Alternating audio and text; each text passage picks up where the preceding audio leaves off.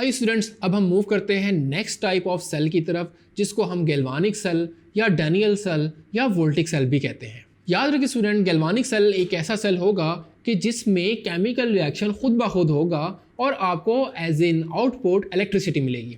सो हम डिफाइन कर सकते हैं गैल्वानिक सेल को अ cell in which a spontaneous chemical reaction takes place to generate electricity is called as galvanic cell। यहाँ पे स्टूडेंट आप याद रखिए कि गैल्वानिक सेल को हम वोल्टिक सेल इसलिए कहते हैं कि सबसे पहले एक साइंटिस्ट अलेजेंड्रो वोल्टा ने इसको डिस्कवर किया। फिर इसको हम डैनियल सेल्स भी कहते हैं बिकॉज एक इंग्लिश केमिस्ट है फ्रेडरिक डैनियल, उसने सबसे पहले इस सेल को यूज़ किया और उसने कंस्ट्रक्ट किया using zinc and copper electrodes. आइए स्टूडेंट्स, अब हम इस सेल की सबसे पहले देखेंगे कंस्ट्रक्शन और फिर इसकी वर्किंग को अंडरस्टैंड करने की कोशिश करेंगे। तो सबसे पहले हम इस सेल की कंस्ट्रक्शन को देखते हैं। डियर स्टूडेंट्स, इस सेल में आपको नज़र आ रहे हैं दो हाफ सेल, यानी एक ये आपको हाफ सेल दिखाई दे रहा है और एक ये दूसरा हाफ सेल दिखाई दे रहा है। लेफ्ट हाफ सेल की अगर हम बात करें तो उसमें आपको देखें एक जिंक की रॉड दिखाई दे रही है, यानी जिंक की इलेक्ट्रोड दिखाई दे रही है, और वो जिस सॉल्यूशन के अंदर डिप है वो जिंक सल्फेट का सॉल्यूशन है। जिंक सल्फेट का सॉल्यूशन, इसका मतलब इसके अंदर बहुत सारे जिंक आयन होंगे Zn+2 और बहुत सारे सल्फेट आयन होंगे SO4-2, ठीक है, बिकॉज ये सॉल्यूशन फॉर्म में है। इसी तरह अगर हम राइट हाफ सेल में आ जाएं तो उसमें देखें कि कॉपर की इलेक्ट्रोड है और उसमें कॉपर सल्फेट के सॉल्यूशन में डिप हुई हुई है। कॉपर सल्फेट सॉल्यूशन फॉर्म में है तो इसका मतलब बहुत सारे कॉपर आयन होंगे और बहुत सारे सल्फेट आयन होंगे। तो ये बात आपको अंडरस्टैंड करनी है। तो ये कंस्ट्रक्शन का पहला पॉइंट हो जाएगा। फर्स्ट पॉइंट इसमें ये हो जाएगा कि zinc bar dipped into 1 molar zinc sulphate solution. इसमें जिंक बार होती है जो कि डिप्ड हुई हुई होगी, dipped in 1 मोलर ZnSO4 यानी zinc sulphate solution, right student. कि हम 1 मोलर याद रखें स्टैंडर्ड सॉल्यूशन बनाते हैं, जो कि हमने प्रीवियस टॉपिक में या प्रीवियस चैप्टर में पढ़ा है कि 1 मोलर सॉल्यूशन हम कैसे बनाते हैं। तो ये नहीं, ये जो सॉल्यूशन है जिंक सल्फेट का और कॉपर सल्फेट का, ये पूरा ये आपने 1 मोलर बनाना है, ठीक है। सेकंड कंस्ट्रक्शन में अगर आप देखिए, इसमें एक कॉपर की रॉड है यानी कॉपर बार है और वो भी 1 मोलर कॉपर सल्फेट सॉल्यूशन के अंदर डिप हुई भी है। तो आप यहाँ पे लिखेंगे कि कॉपर बार जो कि डिप्ड हुई भी होगी, dipped in 1 molar copper sulphate solution CuSO4 solution, right. ये दो इसके हो गए पॉइंट्स कंस्ट्रक्शन के। स्टूडेंट्स, इसमें आपको देखिए एक थर्ड चीज़ कंस्ट्रक्शन में दिखाई देगी, ये वाली एक यू शेप्ड एक ट्यूब है जिसको हम सॉल्ट ब्रिज कहते हैं। तो यहाँ पे आप लिखिए थर्ड पॉइंट, सॉल्ट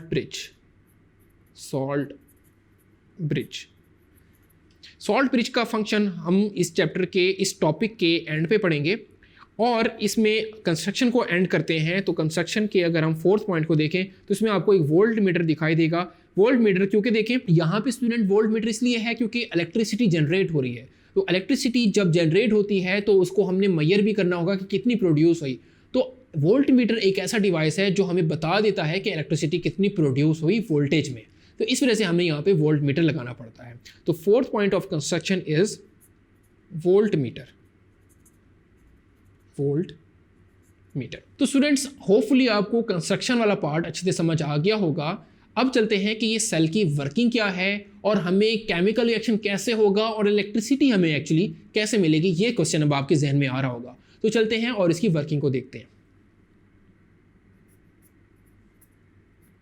देखिए स्टूडेंट्स, अभी हम मान लेते हैं कि जिंक वाली जो रॉड है यानी इलेक्ट्रोड है और कॉपर वाली इलेक्ट्रोड है, अभी हमें उसका नहीं पता कि कौन सा कैथोड है कौन सा एनोड है। देखिए मैंने आपको एक बात बताई थी, एनोड पे हमेशा ऑक्सीडेशन होती है और कैथोड पे हमेशा रिडक्शन होती है। यानी जहाँ पे इलेक्ट्रॉन लूज होंगे वो आपका एनोड होगा और जहाँ इलेक्ट्रॉन गेन होंगे वो आपका कैथोड होगा। याद रखें, जिंक कॉपर के मुकाबले में ज़्यादा आसानी से इलेक्ट्रॉन को लूज़ कर देती है। उसकी रीज़न ये है कि जिंक कॉपर से ज़्यादा रिएक्टिव है। तो जो मेटल एक मेटल के मुकाबले में ज़्यादा रिएक्टिव हो, जब भी हम उसको आपस में कनेक्ट करेंगे तो वो ज़्यादा आसानी से या सबसे पहले इलेक्ट्रॉन को लूज़ करती है। तो जिंक से इलेक्ट्रॉन लूज होंगे और कॉपर की तरफ जाएंगे और कॉपर उस इलेक्ट्रॉन्स को गेन करेंगे। इसका मतलब कि जिंक से क्योंकि इलेक्ट्रॉन लूज हो रहे हैं वहां पे हो रही है ऑक्सीडेशन। इट मीन्स कि जिंक वाली जो रॉड है वो आपका एनोड बनेगा, क्योंकि एनोड पे होती है ऑक्सीडेशन।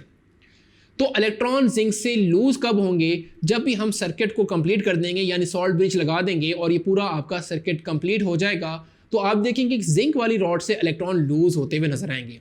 अब एक फ्लो ऑफ इलेक्ट्रॉन आपका बन जाएगा। और आप अपनी एक बात जहन में लेकर आए, basic concept, flow of electron क्या होता है? Flow of electron is electricity.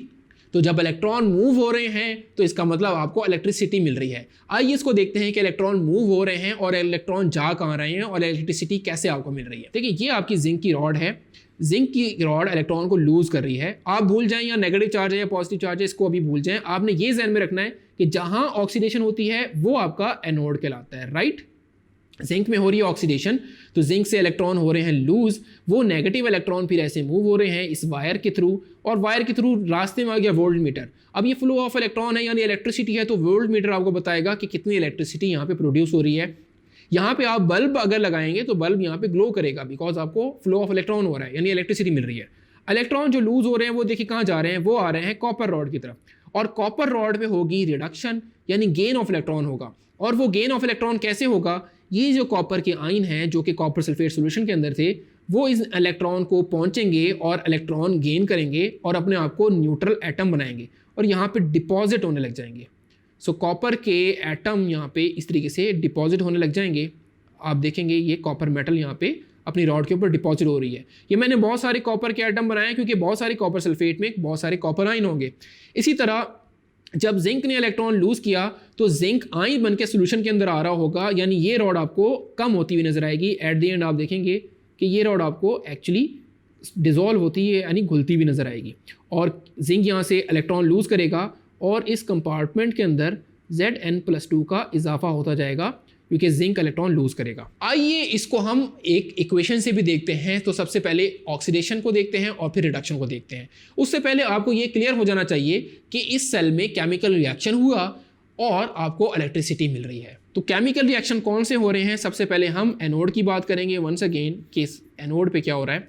Anode पे देखें तो जिंक था, जिंक की हो रही है ऑक्सीडेशन, तो जिंक की ऑक्सीडेशन हो रही है तो जिंक क्या काम करेगा, Zn+2 के में कन्वर्ट होगा और 2 इलेक्ट्रॉन को लूज करेगा। तो ये होगी ऑक्सीडेशन। अब कैथोड पे क्या हो रहा है? कैथोड पे होगी रिडक्शन।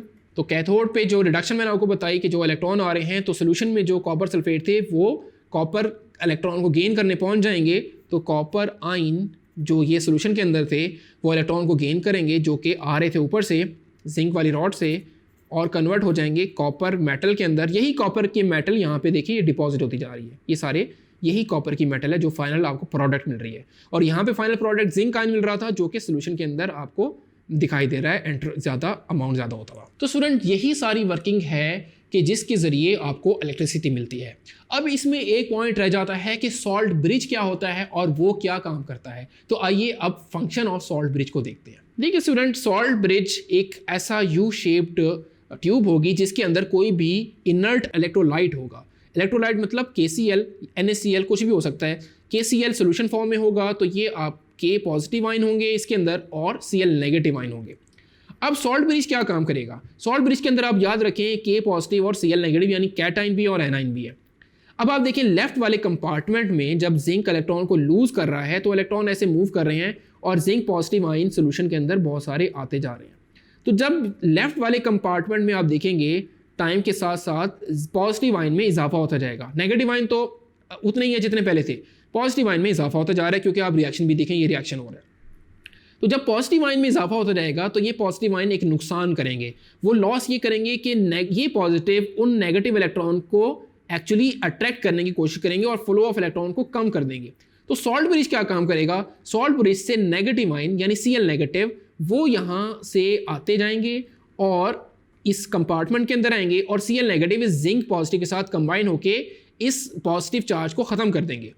तो यहाँ से आ रहे होंगे Cl नेगेटिव। आपने याद रखना है कि N आ रहे हैं जिंक वाले कंपार्टमेंट में, राइट। और ये जब आएंगे इस वाले साइड पर यानी कॉपर के आयन अपने आप को यहाँ पे कॉपर मेटल में कन्वर्ट हो रहे थे, तो यहाँ पे कॉपर आयन कम होते जा रहे हैं। इसका मतलब नेगेटिव आयन में ऑब्वियसली इजाफा हो जाएगा।